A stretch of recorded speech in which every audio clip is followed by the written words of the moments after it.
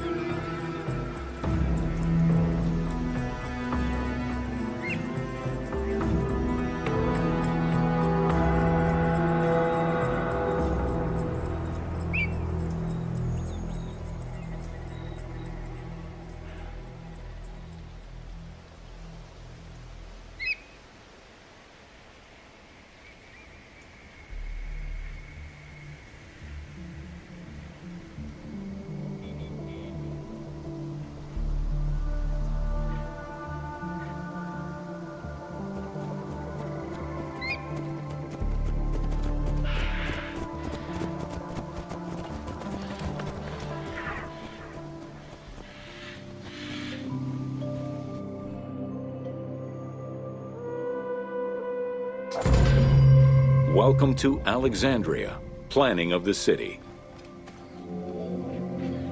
Alexander's plan to build his great city began with a verse from Homer's Odyssey.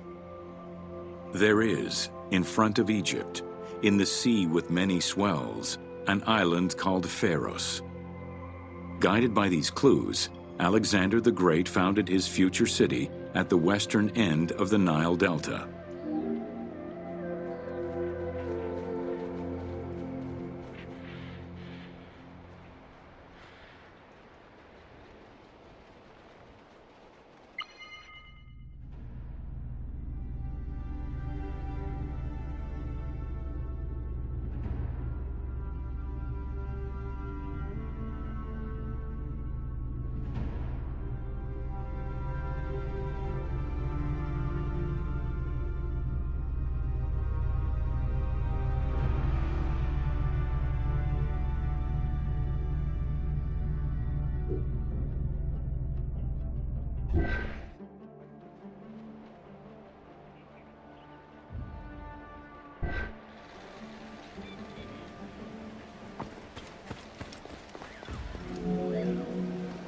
Though Alexander, it presented considerable challenges. Too difficult to access during storms, the surrounding swamps threatened disease, and the limestone soil prevented the growth of healthy crops. However, due to the influence of his mentor Aristotle, Alexander the Great recognized that the true value was its strategic emplacement. Alexander knew that in controlling Pelusium to the east, Memphis to the south, and his crowning glory Alexandria to the west, he would create a triangular stronghold, allowing him to control the entire delta while giving him access to the Mediterranean.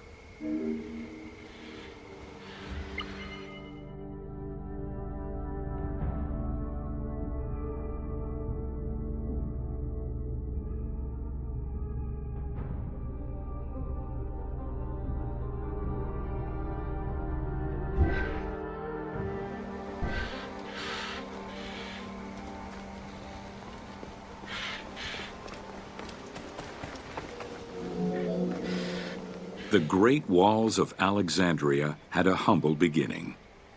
Lacking chalk to outline the future city's foundations, architects were forced to use flour instead. Clouds of migrating birds swept down and ate the flour, erasing the plans. This prompted Alexander to seek guidance from the oracles, who reassured him that his future city was destined to feed a large population.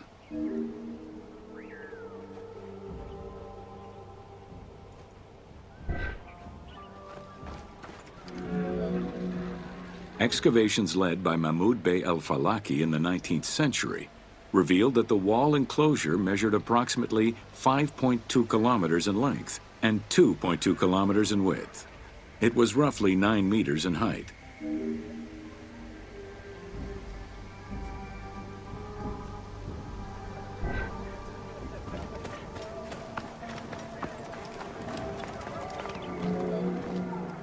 These formidable ancient walls would resist a number of attacks, including fending off the king of Syria in 169 BCE. It wasn't until 295 CE that they eventually fell to Roman Emperor Diocletian, and this only after 8 months of relentless assault.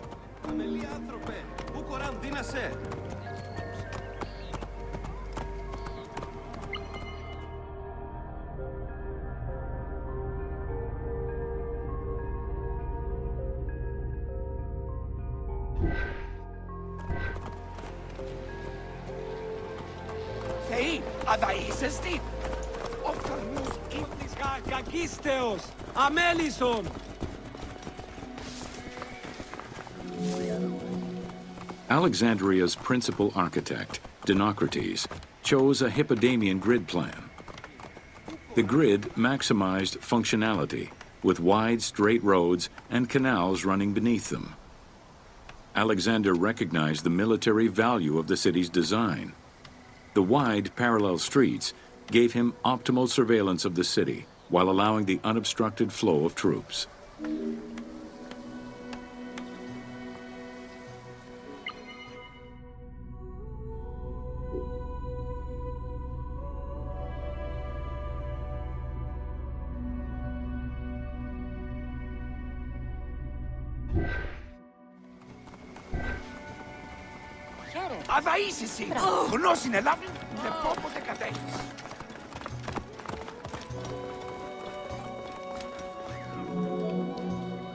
A central corridor ran from the Mediterranean's north port down to Lake Mareotis to the south. This thoroughfare acted as an unobstructed link for commercial trade and travel between the two ports. Many of the streets were bordered with grand buildings and parks, including Canopic Street, with its impressive gate bordering the eastern end.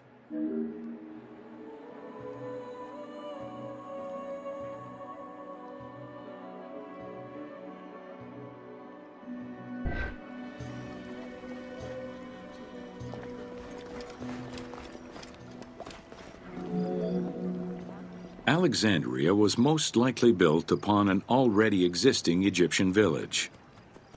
Upon its completion, the Egyptians reviled the city, refusing to call it by its founder's name. Instead, they called it Raked, the building, as a mark of disdain, which was later Hellenized into Rakotis. Despite this, the name Alexandria would remain.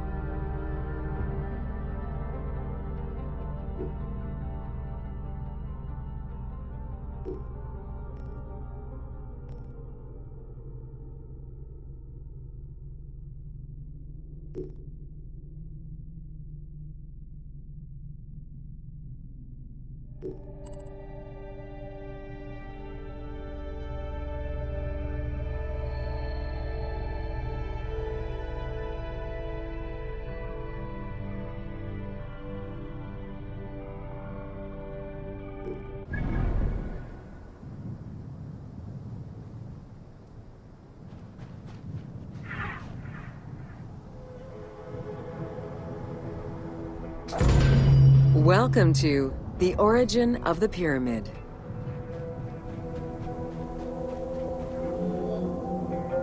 The origin of the word pyramid is controversial. Most believe that it originates with the Greek word pyramis, which referred to a bread of conical shape. Life and death in ancient Egypt were modeled on the cycle of the sun. The perfect shape of the smooth-faced pyramid became associated with the metaphor of the pharaoh transformed into one of the sun's rays in death. Pyramids represented the Benben, the primordial mound of the Heliopolitan creation myth. These stories permeated every aspect of Egyptian life to a greater or lesser extent.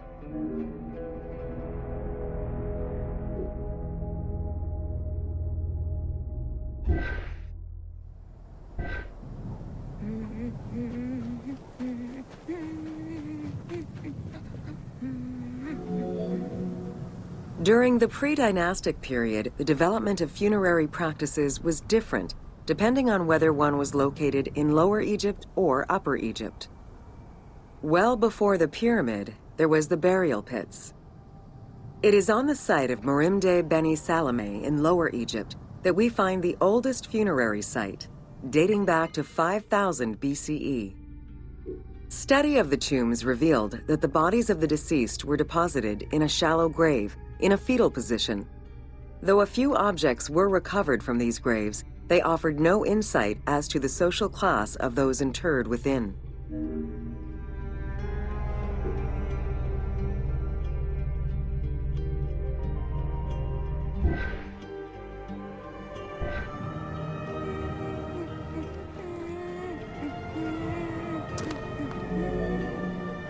In Upper Egypt, pre-dynastic practices are easier to study, but reveal more complex funerary rites. They are divided into two cultural phases, Badarian and Nagata.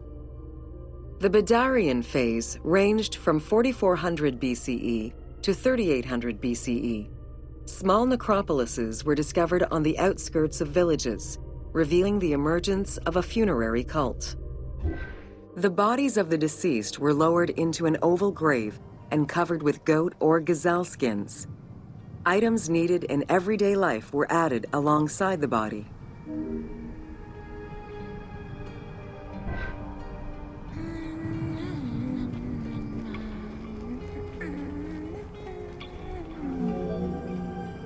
During the three Nagata periods ranging from 4000 BCE to 3510 BCE, funerary practices evolved in complexity.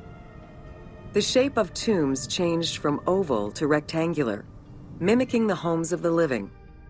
The size of the burials increased and funerary items became more stylized and numerous. Tombs gained complexity with masonry, wooden veneers, or raw bricks added to strengthen the structures. In time, socially stratified necropolises emerged. For example, in Hyrcanopolis, the elite and commoners had separate necropolises.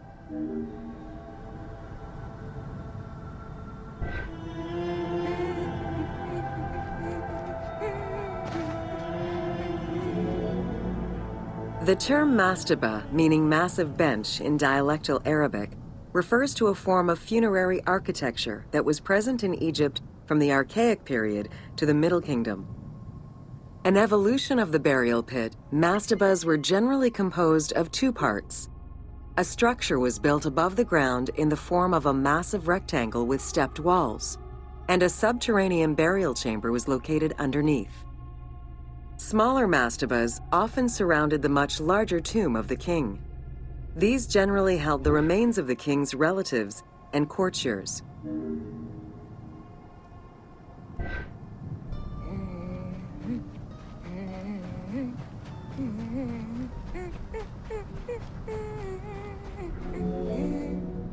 The arrangement of the substructure of the mastaba evolved during the course of the Old Kingdom. From the 5th dynasty onwards, mastabas often featured multi-roomed substructures, with sometimes up to 30 rooms. Also, the quantity and quality of decorated surfaces increased noticeably, as well as the number of statues found within.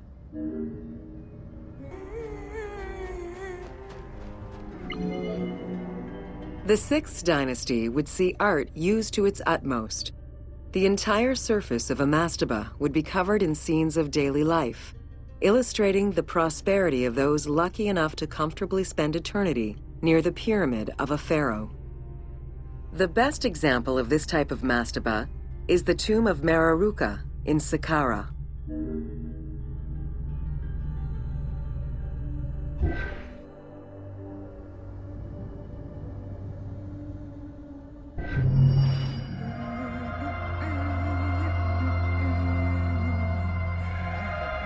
So many tours, so little time.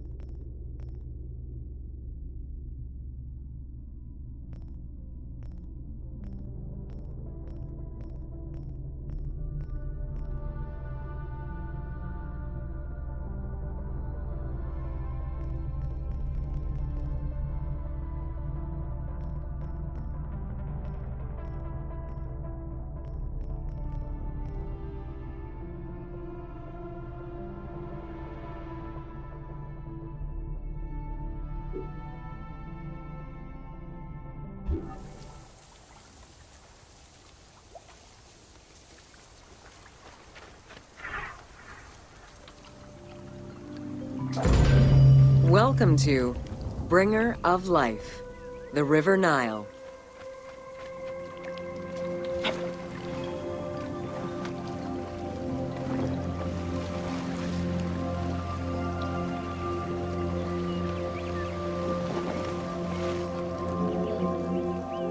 The ancient Egyptians called the dark fertile soil of the Nile the Black Lands, and the surrounding desert was referred to as the Red Lands. The dramatic difference of productive land opposed to barren desert had a deep influence on cultural ideology, mythology, and religion.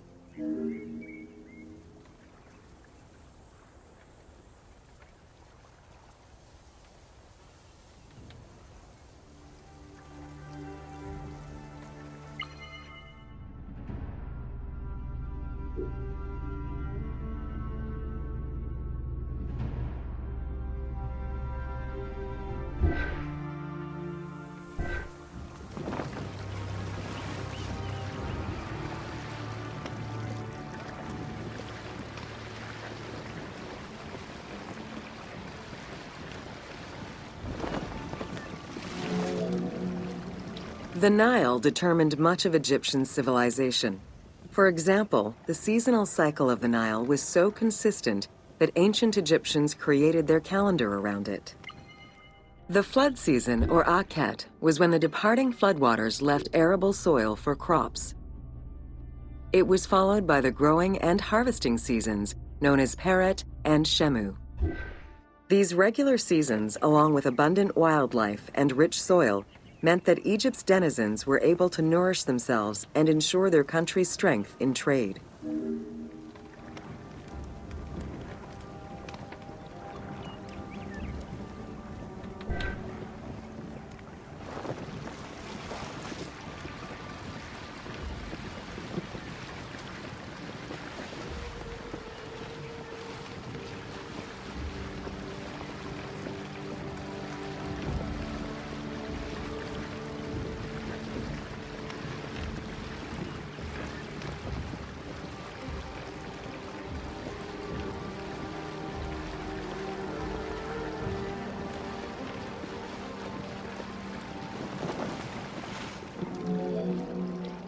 The River Nile, flowing from the south to the north, neatly traversed through both Upper and Lower Egypt.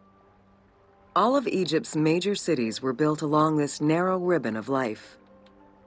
Protected by mountain ranges and deserts which acted as natural barriers to enemies, and sustained by the Nile's plants and wildlife, Egyptian civilization enjoyed economic and cultural prosperity for over 4,000 years.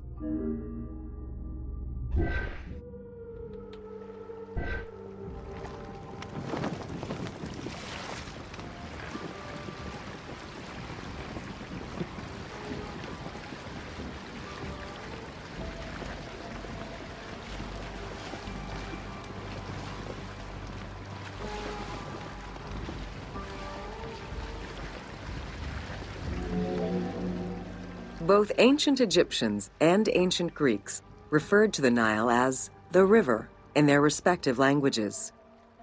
Stretching a distance of over 6,700 kilometers, the Nile is one of the longest rivers in the world. It flows south to north, spanning 11 countries. The River Nile originates in the region of the Great Subequatorial Lakes, including one of the largest in the world, Lake Victoria near Tanzania.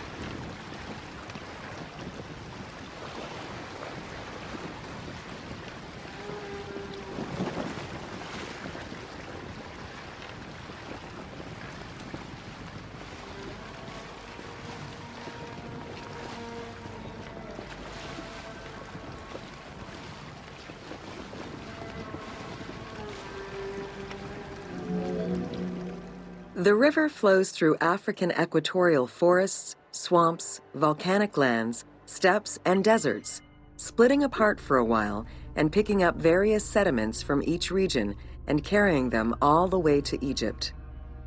Its main artery, known as the White Nile, rejoins with the Blue Nile in Khartoum.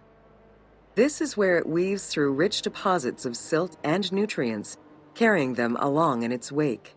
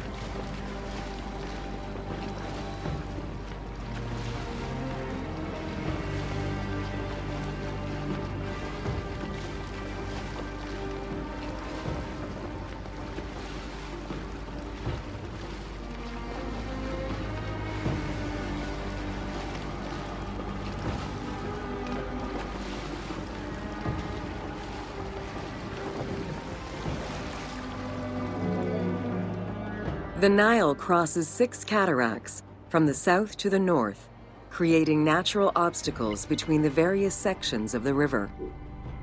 The cataracts are long zones of about 100 kilometers, where the bubbling and rapidly swirling waters advance tumultuously amid enormous heaps of rocks and benches of hard stone.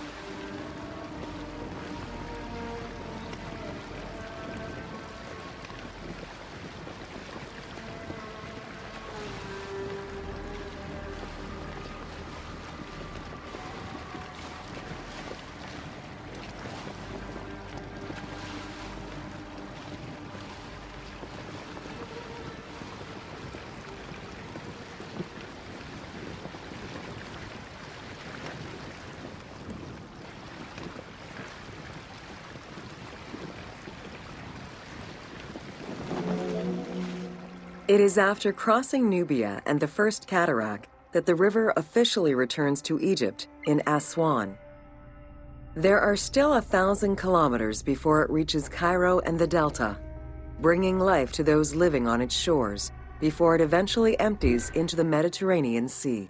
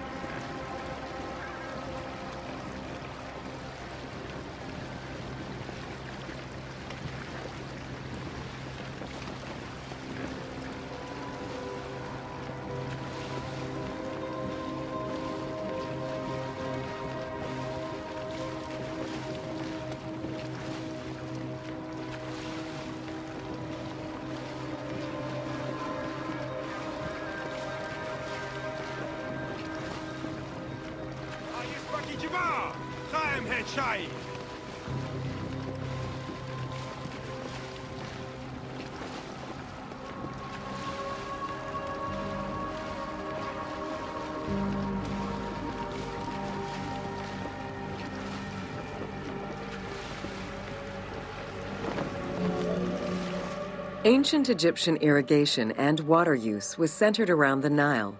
However, they also had access to streams and rivers, as well as several large lakes. The Delta, situated at the north end of the Nile, also known as Lower Egypt, is a large area.